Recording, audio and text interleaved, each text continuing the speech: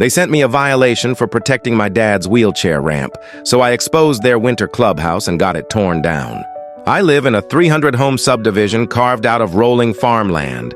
HOA rules are strict, and enforcement is brutal. My dad's house has a wheelchair ramp wrapped around the side, built by my grandfather in the 70s, long before the HOA even existed. Last winter, the snow piled so high it blocked the ramp completely. I bought a simple windbreak panel, 6 feet tall, clear acrylic, to keep the drift off. Then the letter came. Unauthorized exterior modification, remove within 10 days. No warning, no call, just a $200 fine and a deadline. I was livid. So I dug into the seasonal permits, public records available online. What I found blew my mind. At the top of the hill, there's a house with a luxury patio enclosure, floor-to-ceiling glass, heaters, insulated walls, even a mounted TV.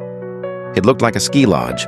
But here's the kicker. No permits. None. Not for construction, not for electrical, not for HVAC. I cross-referenced the HOA meeting minutes. The name popped up again and again. Clara Nguyen. Clara, the HOA secretary, had built that entire winterized patio without filing a single document. I called the county building department and spoke to an inspector. "You're saying a board member approved this without permits?" He chuckled. "That's unusual. Send me what you have." I emailed every photo, every link, every mention in the minutes. 2 weeks later, inspectors showed up at Clara's house. 3 trucks, flashing lights, clipboard army. She stood on her porch in heels, arms crossed, staring like she'd swallowed lemon. The inspectors toured the enclosure, then walked around the property, ticking boxes. After 45 minutes, one inspector looked up and said, "This is a major violation.